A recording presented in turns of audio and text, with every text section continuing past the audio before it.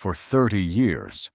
No one dared speak Maribel's name until a letter arrived with no stamp, no sender, and a single sentence. You were the only one who could have stopped it. That morning.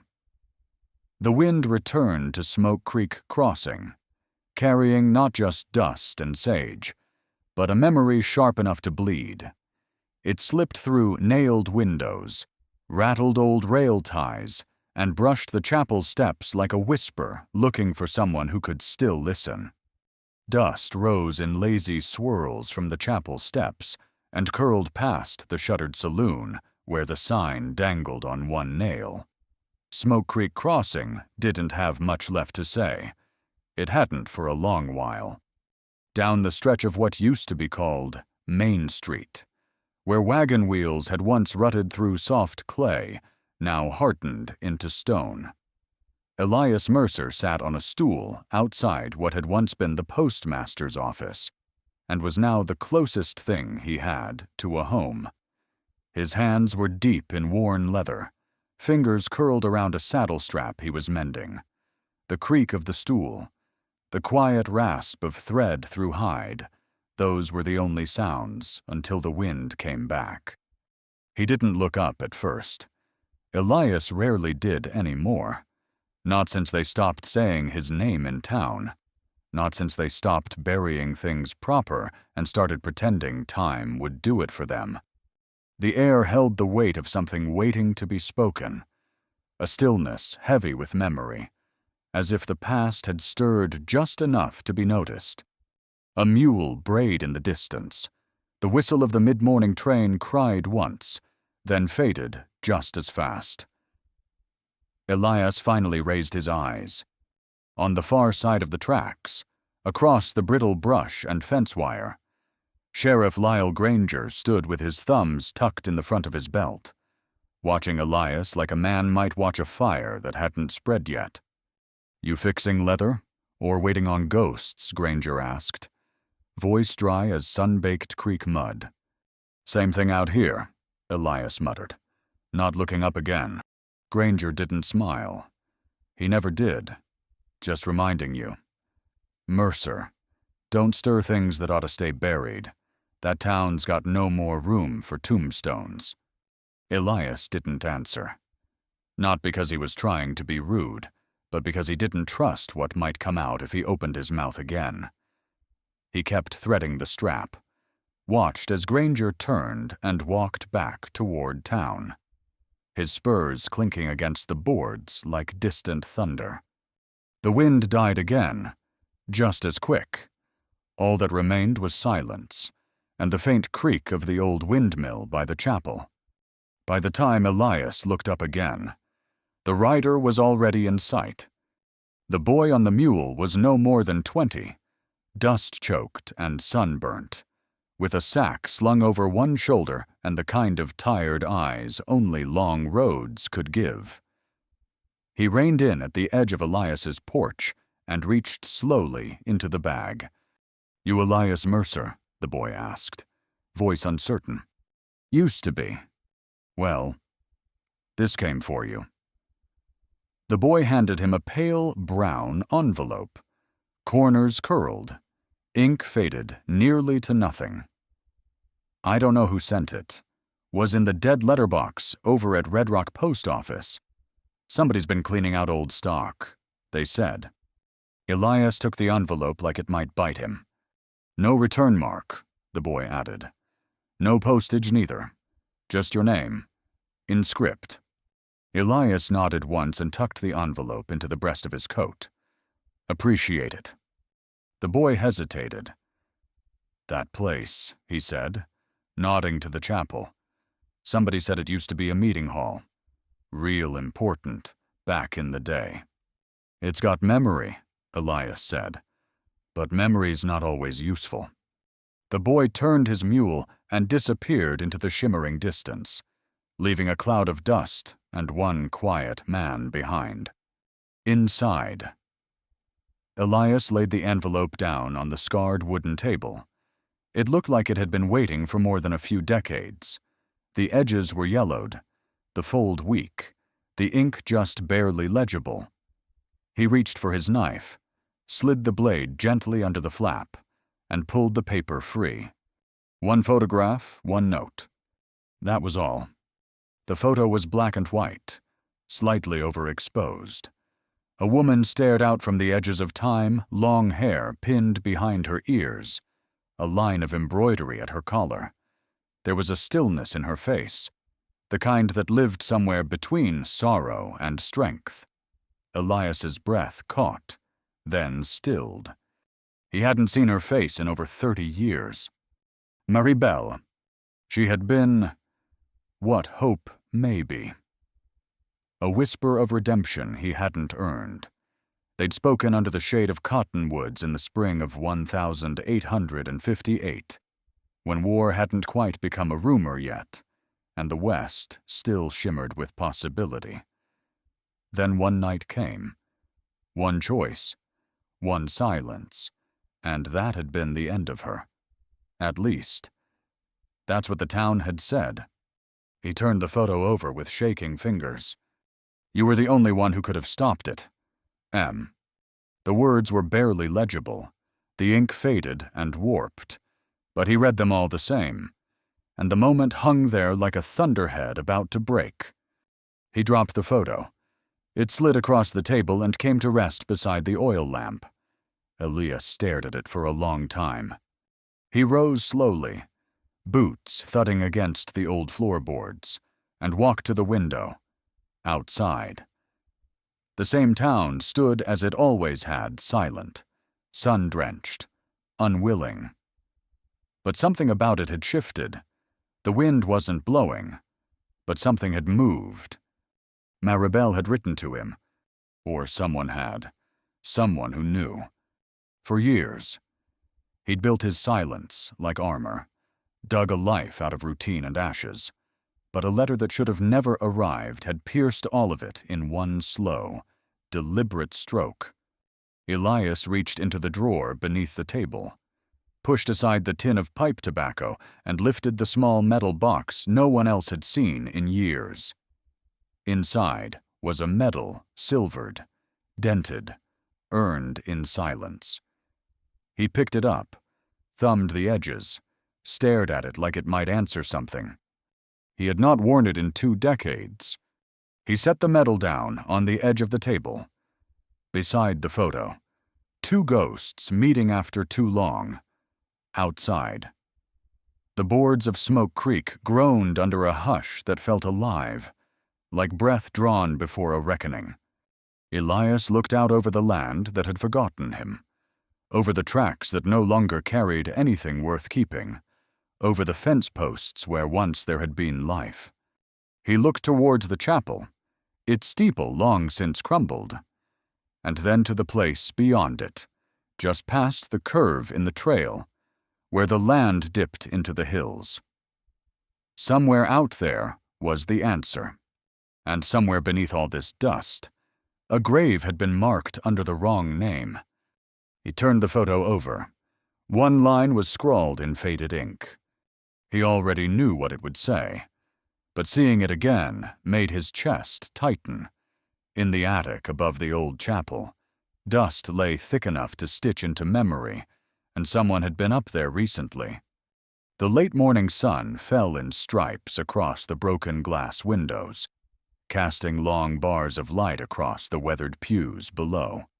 The air carried the scent of aging wood and dry fabric, and there was the faint sound of doves stirring in the rafters.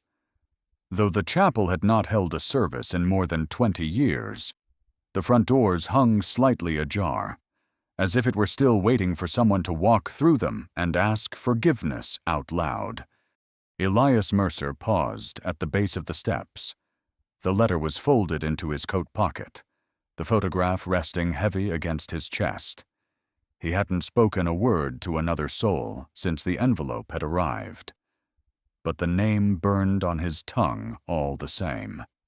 He had tried to speak it once as he passed through town that morning, his boots scuffing on cracked stone and loose gravel, but the syllables caught in his throat like dust. And he had said nothing. Instead, he'd walked here. The chapel had once belonged to the Dale family, first to Pastor Dale, then to his widow, Hannah. It had been burned during a cattle raid long ago and rebuilt slowly by her hands, with help from no one. And now, it stood crooked, but not broken, like everything else she'd ever touched.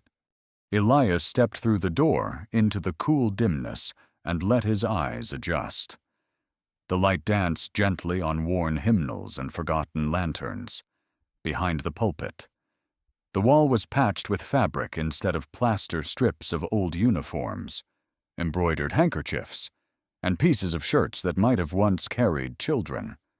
He found her there, kneeling beside a wooden trunk near the organ, her fingers wrapped around a spool of gray thread.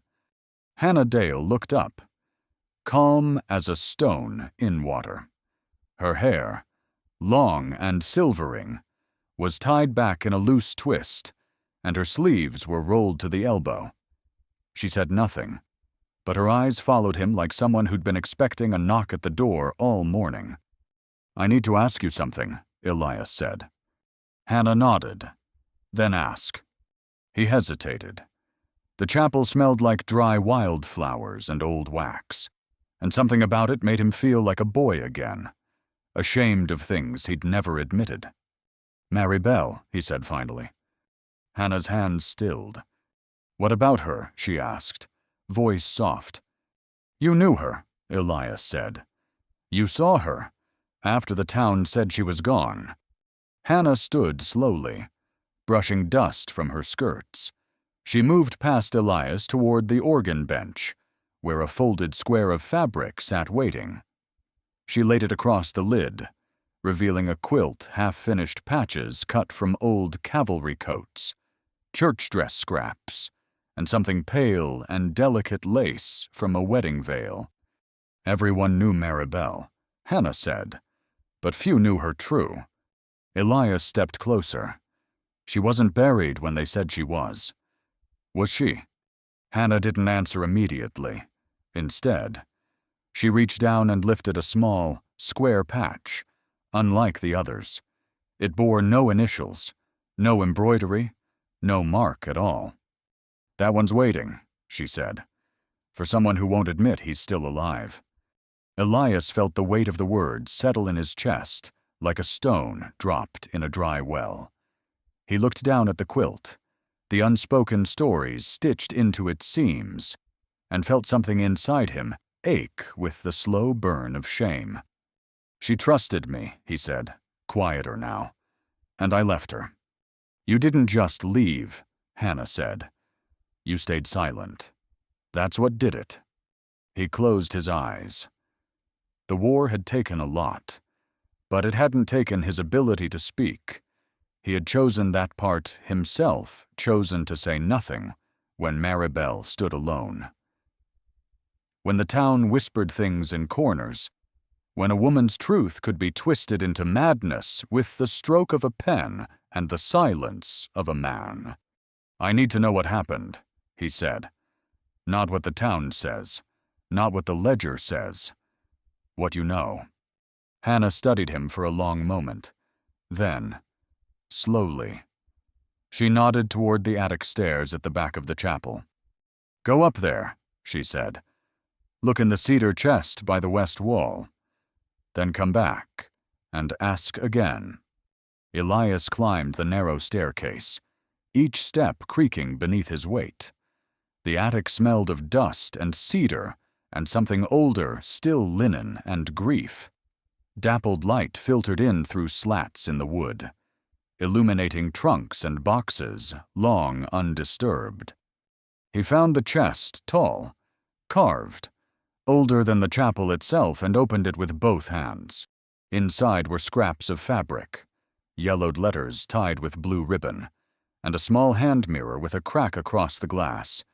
Beneath these, wrapped in muslin, was a notebook. Elias lifted it, untied the cord, and opened to the first page.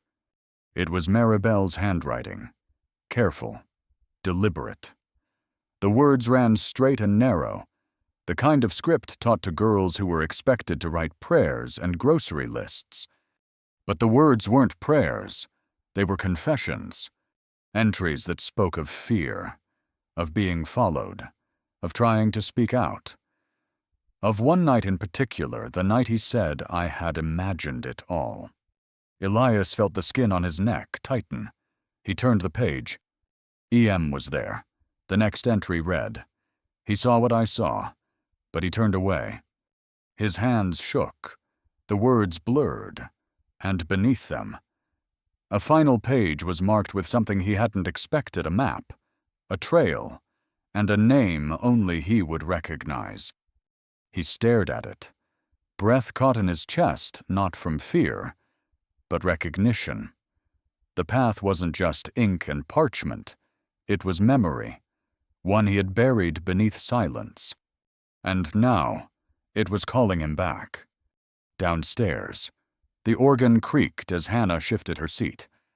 He descended slowly, notebook still in hand. Hannah didn't speak when he returned, only looked at the book and then at Elias's face. "She came to me after the trial," Hannah said quietly. "Said she had nowhere else. I let her stay here, upstairs, kept her hidden for nearly a year." "Why didn't you tell anyone?" he asked. "Because telling would have made her disappear for good. They would have dragged her out, called her insane again, or worse." Elias gripped the edge of the pulpit. "And then what happened?" "She left one morning," Hannah said. "Didn't say where, just left her things behind." Quilt was half done, same as her story. He looked down at the blank square again, the one waiting for a name. "I never said a word to defend her," he whispered. "Not when they put her in front of the judge, not when they passed the verdict. I let them believe she was lying." "You let yourself believe it too," Hannah said. "That's what hurts worse." The chapel was silent, but the walls held something now, something alive, like breath held just beneath the surface. Elias stared at the quilt, at the names stitched in careful hands, at the gap waiting like a wound. "You think I should add my name?" he asked. "No," Hannah said. "Not yet. Not until you decide whether you're going to stay silent again." Elias nodded once, his eyes distant. A breeze moved through the chapel's open door, lifting dust motes into lazy spirals. Outside, the mule he had walked into town stood waiting, its ears twitching toward the hills. Elias touched the blank patch. "Why leave this one empty?" Hannah looked away. "Because the man it belongs to wouldn't admit he was still alive. Maps lie. Or maybe they just leave out the parts that matter, like graves too shallow to mark, and roads cut off by guilt." The sun was high and merciless over Smoke Creek Crossing, baking the earth until it cracked open like a tired memory. The wind had quieted for now, but heat shimmered in the distance, making the far hills dance like ghosts. The land had its own way of forgetting. But Elias Mercer was not afforded that same mercy. He had been walking the mule path west of town since dawn, tracing routes half remembered from his time as a scout. The path hadn't been used in years. Weeds pushing through dry wagon ruts, jackrabbits bolting at every crunch of gravel behind him. Smoke Creek looked like something drawn too small on an old map, just a smudge of buildings and a warped steeple. The chapel roof catching light like a blade. He stopped beside a sun-bleached fence post where 3 long-dead cattle trails used to meet. A rusted sign still clung to one beam, its lettering almost lost to rust and wind. He tied the mule to a mesquite tree and pulled the worn saddlebag from the animal's back. It had taken him a full hour to bring himself to open it. The bag smelled of old wool and desert air. Beneath a layer of dried tobacco and flint, Elias found what he was looking for, a faded oilskin roll, tied with blue string. his war map. He sat down under the twisted shade of the mesquite and unrolled it across his lap. Ink lines stretched across aged canvas ridgelines, waterholes, canyons marked with dots, trails not meant for the public.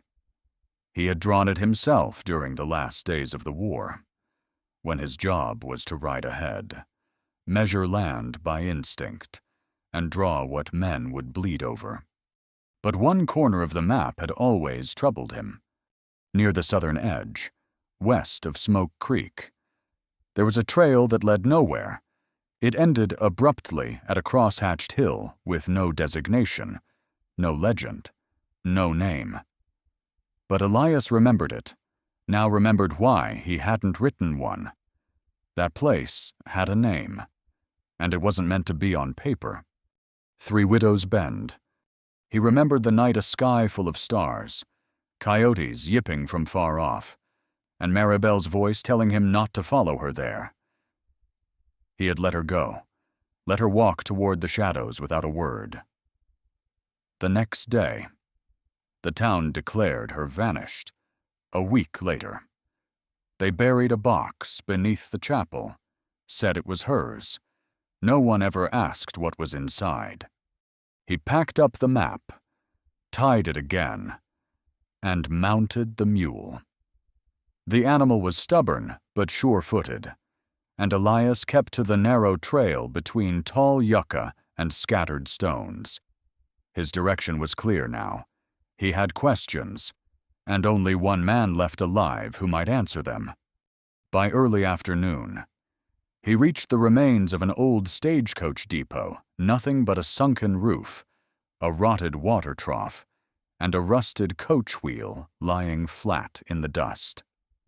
But Elias knew this place, too. Darnell Pope had once run the depot, back when Smoke Creek still got visitors. He'd been the only black man for miles in any direction, and maybe the only one with a memory longer than Elias's. Folks said Darnell had lost an eye to a miner's rage and gained the other from God himself. Elias dismounted and stepped through the crooked gate. "Darnell," he called. There was no answer, but the breeze stirred the tattered edge of a canvas curtain nailed over a doorway. He stepped closer, slow, boots crunching against gravel and bone-dry earth. A voice floated out, low and warm. "Ain't many come out this far unless they're lost, or trying to get there." Elias removed his hat.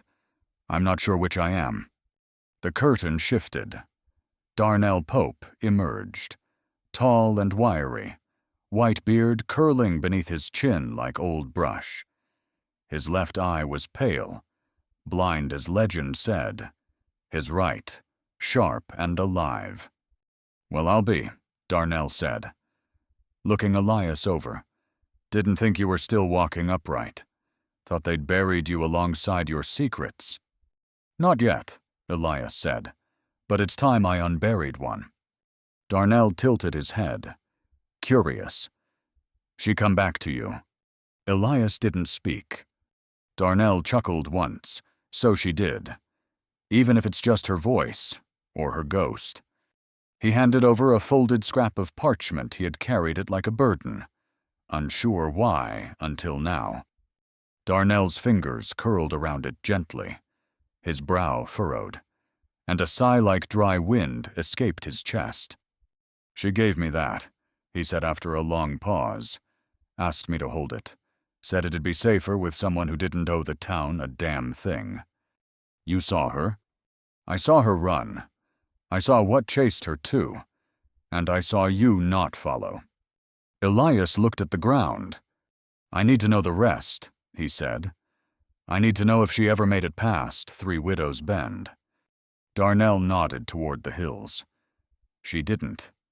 The silence that followed was long. Elias could hear the ticking of insects in the brush, the slow breath of the mule as it stood in the shade. "You never told anyone?" Elias asked. "Wouldn't have mattered," Darnell said. "They already chose what they believed. A woman said something true, and the town said she was mad." A man stayed silent, and they called him honorable. I was afraid. You were careful, Darnell said, which is worse. The old man turned and disappeared into the shadows of the depot. When he returned, he carried a battered wooden box. He opened it and removed a single item, a silver button, dull with age. She wore this, he said, that night. It came off when she ran through the mesquite. I kept it. Elias reached for it, but Darnell didn't hand it over. You take it, he said, when you're ready to tell the truth. Elias didn't reach out. Not yet. His hand hovered, uncertain until he lowered it slowly to his side. But his eyes stayed fixed on the trail beyond the depot, the one carved into dust and memory. He knew where it led, and this time, he wouldn't turn away. As he mounted the mule again, the light shifted behind the clouds, casting long shadows across the trail. The quiet stretched thin around him, pierced only by the whisper of dried grass underfoot.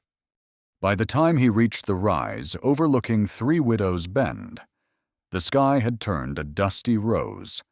The land opened in 3 narrow ravines that forked like a trident, each path winding deeper into rock and silence. He opened the map once more. The trail was there, the one he hadn't named. And now he knew why.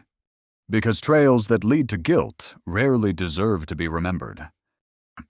As the last light dipped behind the hills, Elias sat by a small fire. The mule dozed nearby, its ears flicking at flies. The button lay beside him, catching the flame just enough to glint once. He had not cried. He did not know if he still could. He reached for the saddlebag again and pulled free the old war medal, laid it beside the button. 2 pieces of metal, one earned in battle, the other in silence. That night, Elias sat by the campfire. As the wind shifted, he whispered aloud, "Then who put up that stone in her name?" A name etched into a weathered desk inside the old postal station had been scraped out with a blade, but not well enough. Morning broke in thin strands of light across the floorboards of Elias Mercer's cabin. The silence in Smoke Creek Crossing was heavier than usual, as if the town itself knew he'd crossed some unspoken line. He had spent the night half sleeping, half listening to the desert wind batter the shutters, whispering things he could no longer ignore. He hadn't told anyone what Darnell had revealed. Not yet. But the truth sat on his shoulders like a wet coat. Inside the drawer where he'd stored the war map now lay 2 items, the silver button from Maribel's coat, and the old medal he once wore when people still believed him to be something noble. He hadn't earned either. Not really. Not with silence. He stood and strapped on his boots with slow deliberation. Today, he would go back to where the lies had been first printed and filed, the old postmaster's house. That was where the verdict had been stamped, the record sealed. That was where they'd made her disappear in ink. The building stood crooked at the edge of town, half sunk on one side, its shutters long since pulled off. A horse-drawn wagon had once sat parked outside. Now there was only the rusted axle sunk into the ground like a grave marker. Elias stepped through the open doorway, dust rising in little clouds around his boots. The desk was still there. It was strange how things lasted. The ink had faded, the windows broken, but the bones of the place were intact. He walked to the desk and ran his fingers over the edge. Scratches, scorch marks, names carved in adolescent rebellion. And there near the back corner was the faint outline of one that had been cut out. He leaned closer. "Maribel Winslow," he whispered. Scratched through, but not gone. The air in the room shifted. It wasn't a ghost that stirred, it was memory. He turned to the drawers, pulled the bottom one open. Nothing. The second, empty envelopes and dried ink bottles. But in the third, he found it. A registry ledger, bound in cracked leather and tied with yellowed string. He set it on the desk and untied it carefully, then turned to the section marked Inquests and Proceedings. His fingers paused at the year 1862. Maribel's name was listed. Subject deemed mentally unstable by town committee. Accusations unsubstantiated. Protective removal ordered. The signature at the bottom made Elias's blood go cold. Sheriff Lyle Granger. He stood still for a long while. Outside. The sun was just beginning to climb the slope of the far ridge. The town looked like it always had, quiet, orderly, sleepy. But now, it looked false. A painted stage that had hidden too many actors. Elias stepped outside and made for the jailhouse. It wasn't much, just 2 holding cells and a back room where Lyle Granger kept ledgers, whiskey, and a pistol with a notch for nothing. The door creaked open with the same complaint it always had.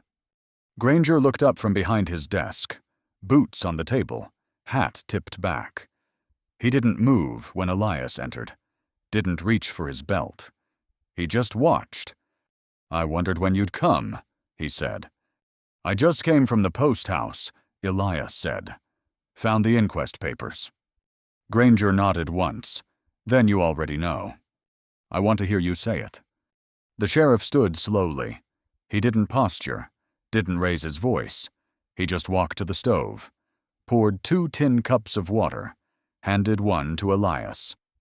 "We did what the town needed," he said. "They wanted peace.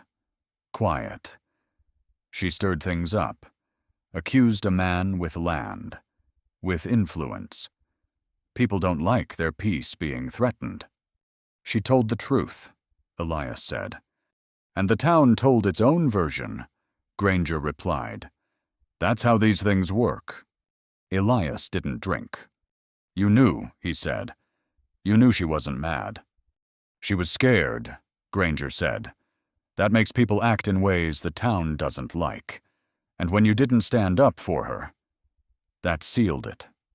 The air in the room thickened. "You signed it," Elias said. Granger met his gaze.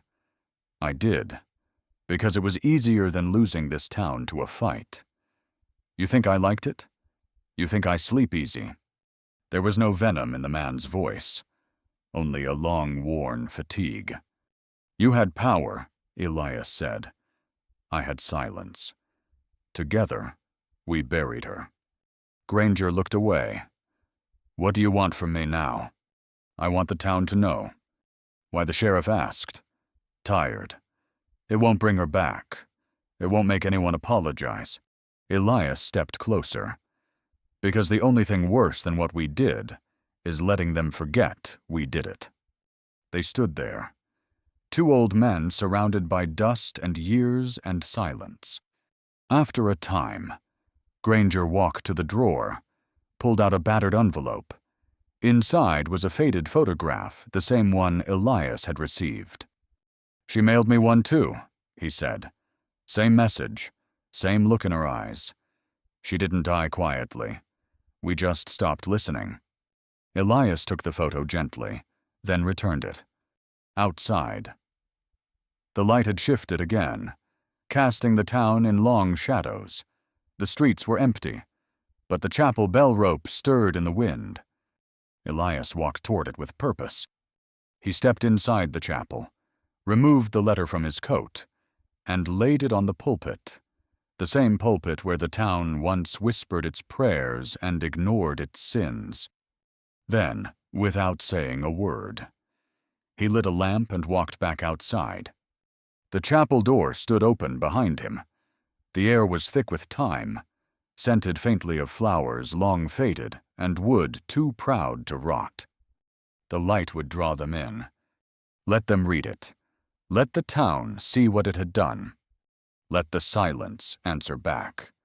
Some men ride through storms.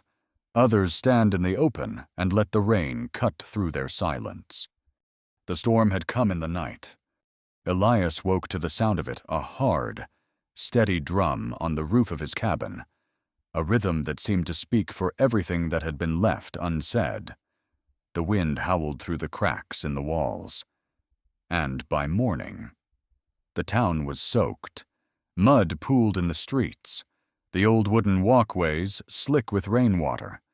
The dusty edges of Smoke Creek Crossing had softened, and even the old chapel seemed less jagged in the mist. Elias stood by his window, staring out into the gray morning.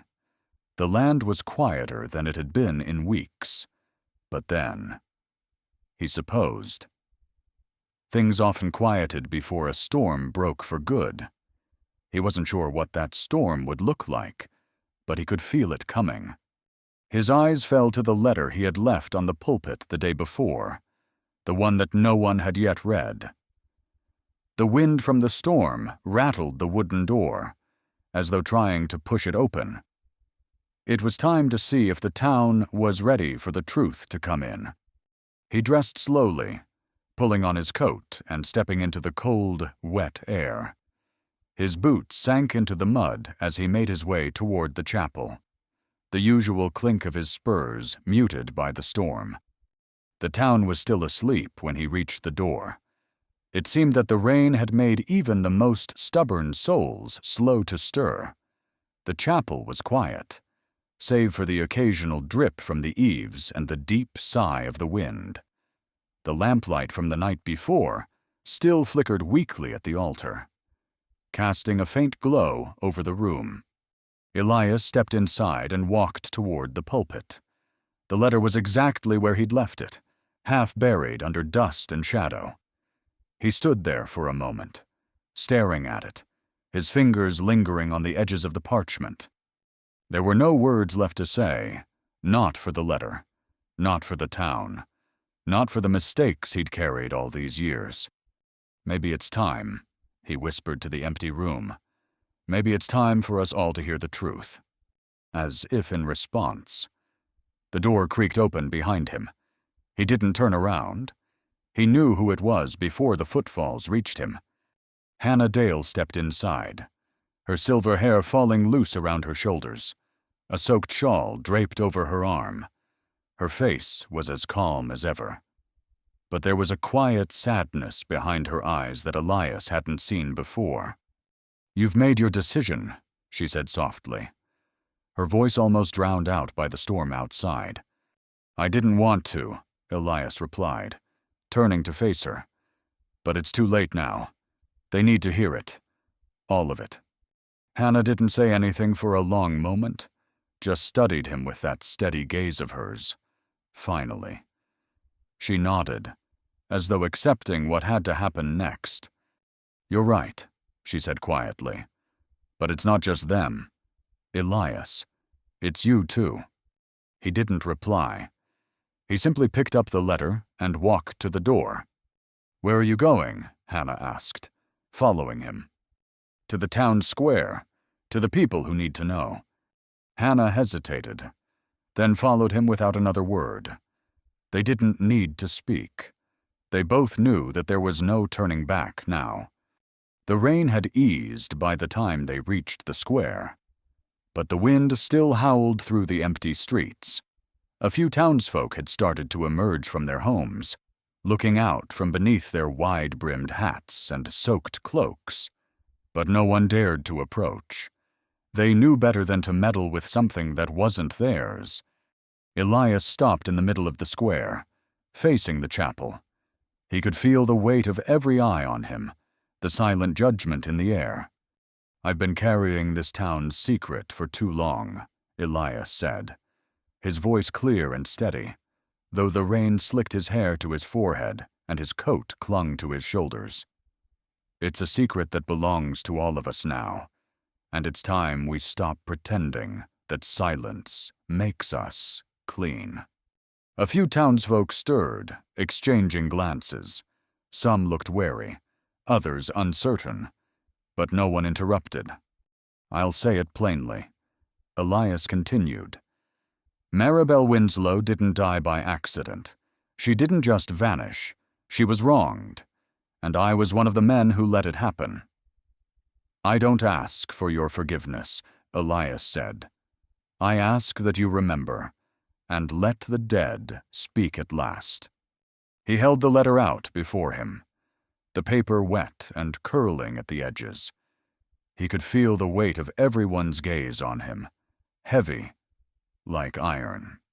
For years, I stayed silent, Elias said. And now I see what silence has done. It's buried not just a woman, but a part of all of us.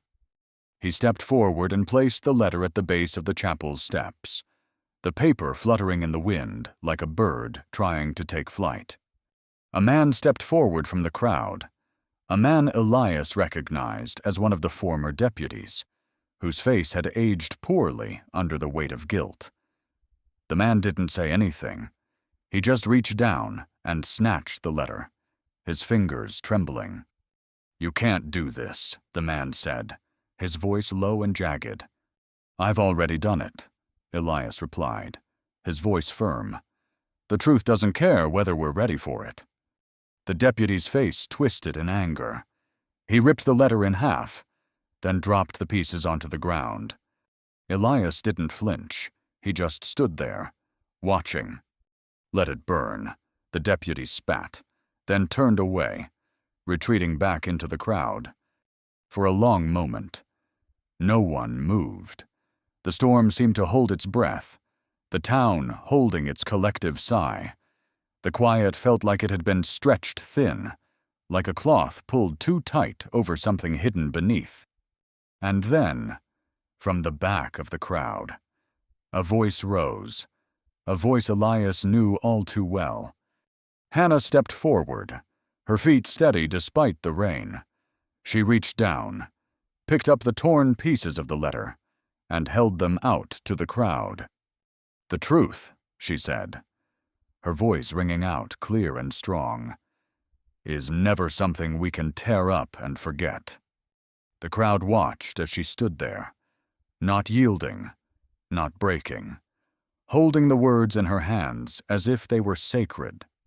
Elias stood beside her, and as the silence broke, he realized this wasn't just confession, it was judgment, and it had only just begun. It wasn't over, not yet, but the storm had come, and with it, something had begun to change. Hannah looked at Elias, her eyes steady, full of understanding. You did the right thing, she said quietly. He didn't answer right away. Instead, he watched as the townsfolk turned away, some with heads bowed, others with eyes wide and faces pale. They'll have to live with it now, Elias murmured. And so will we, Hannah said. Smoke Creek never had a church bell, but the sound of the wind through the old chapel rafters that morning was close enough. Elias stood outside the chapel, watching the first light of day spill over the horizon. The rain had passed, and the land was quieter now, the storm having left behind a strange calmness. It was a peace that wasn't earned, but was perhaps deserved a quiet, before the inevitable weight of truth became a part of everyone's history. He had spent the night under the stars, on the hill behind the chapel. There, he had buried the things he had carried too long, old memories, unspoken words, guilt, and hope all mixed together. The town was still too quiet, too fearful to face what had been laid at their feet. But Elias felt something shift within him, the weight on his shoulders, the one that had bent him forward for years, had finally begun to loosen. He wasn't sure when he'd made peace with the past, but there was a small part of him that felt free, a part that didn't want to leave this place, even if all that was left was ruin. As the light grew stronger, Elias could hear the sound of horses' hooves approaching. The day was already waking, and with it, the town. Elias turned, his gaze meeting the silhouette of the woman who had become his only real ally in this quiet, forgotten place. Hannah Dale had always been a steady presence, but today she seemed different. Perhaps it was the storm that had passed, or maybe it was the weight of everything they had spoken, but something in her face had softened, like the land itself after a heavy rain. She stopped beside him, her hair now braided tightly against her neck, and her usual quiet strength was joined by something else, perhaps an acceptance, or an understanding of the long road they'd walked together. "Are you ready?" she asked, her voice low but sure. Elias nodded slowly. He wasn't sure where the answer would come from, but he knew he couldn't leave things as they were. The truth had to be told, not just to the town, but to the land itself, and he had to find peace, not in silence, but in the words he had kept buried. "I'm ready," he said. They walked together, side by side, toward the town square.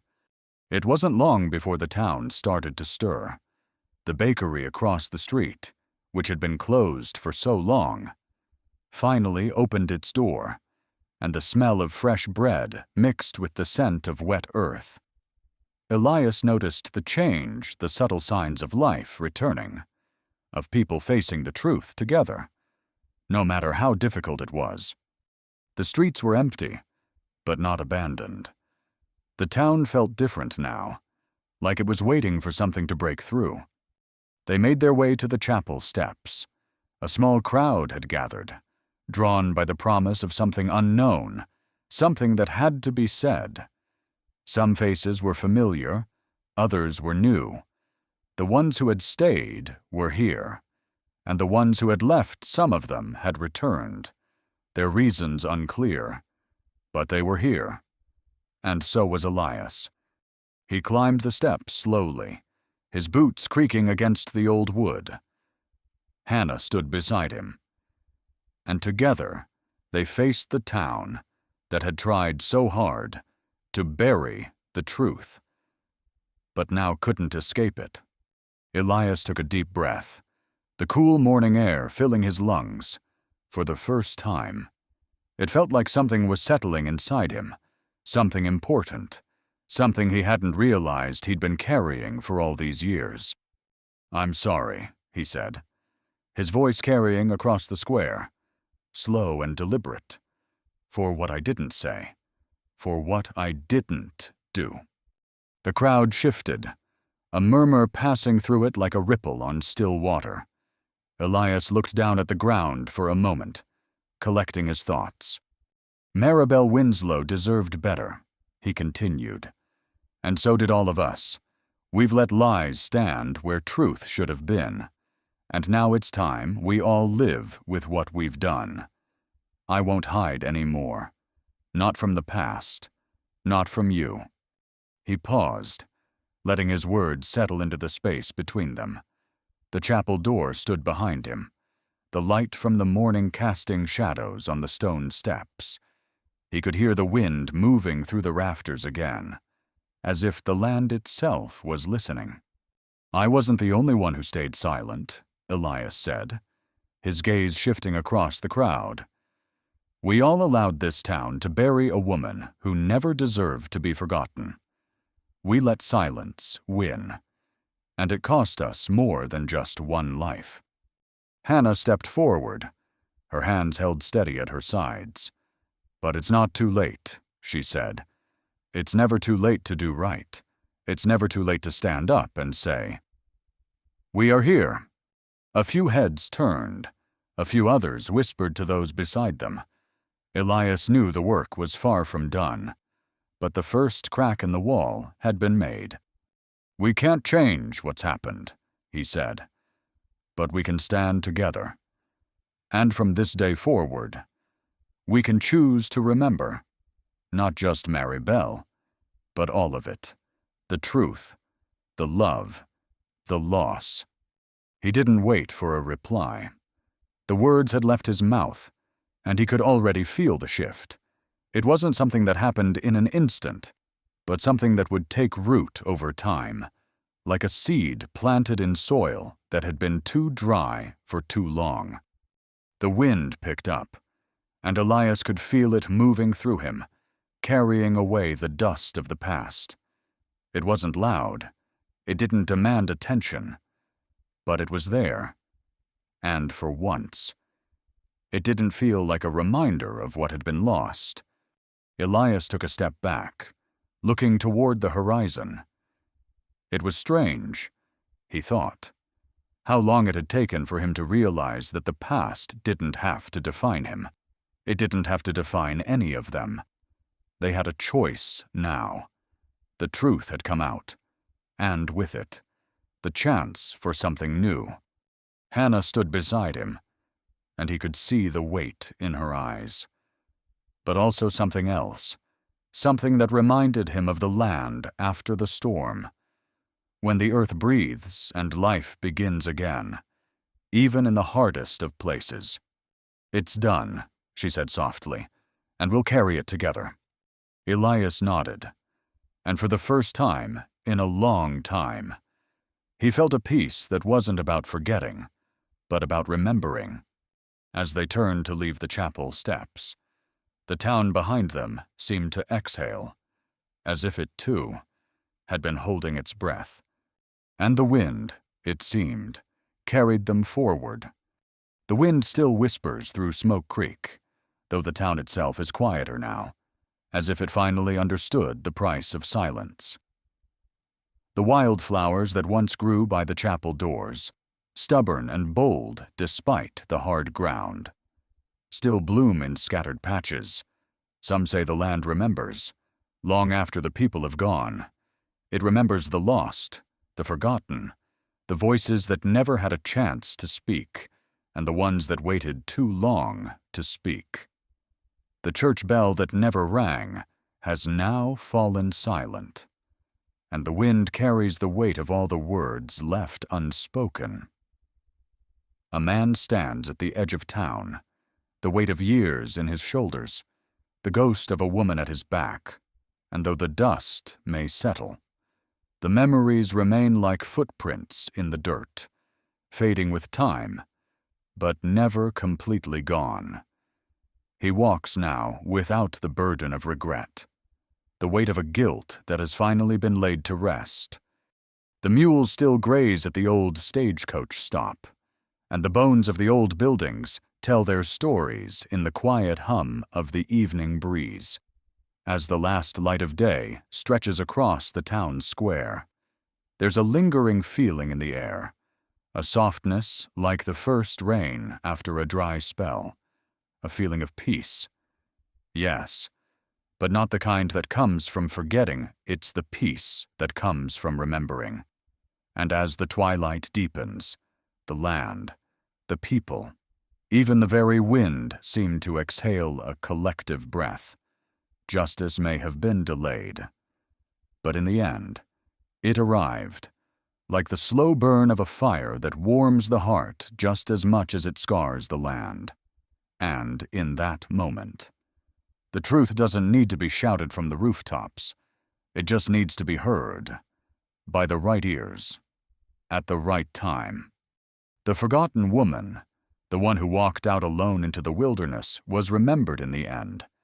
Not by the ones who left her behind, but by the one who had always known the truth and chose, at last, to share it. She didn't need others to believe. She only needed one person to carry her story, to hold it close like an old letter tied with string, weathered by time, but still legible, and in doing so, that one person saved a town that had buried its secrets under years of dust. The truth was never meant to be a burden, but a gift of remembering, of facing what's been hidden, and of finding redemption in the most unlikely of places. And though the town will go on, its streets will never be the same. The people will walk a little taller, with the weight of the past in their hearts. but with the knowledge that the truth will always find its way to the surface. For those who hear it, there is peace. For those who refuse it, there is still the wind whispering, forever reminding. So, if you still believe in the quiet power of truth, if you believe that justice, even when it comes late, can heal what's been broken, if you believe that forgiveness is a way forward even in the harshest of lands, then leave your mark, if only in the silence. If this story found a place in your heart, a place where memories linger and justice calls, leave a sign. If you still carry the belief that honor, though buried, can rise again, if you still feel the pull of humanity's better nature, leave a sign. If you believe in the old ways, quiet, slow, and full of depth, then type 1 and let the echoes of this story stay with you. Subscribe to the Western Story Chronicles. For the tales of this land are never finished. There is always another story waiting just beyond the horizon, ready to be told. Let it be known that in a world full of dust and wind, there are those who still believe in the quiet strength of truth, in the power of redemption, and in the warmth of forgiveness. And as you close the pages of this tale, let the wind carry you onward, just as it always has.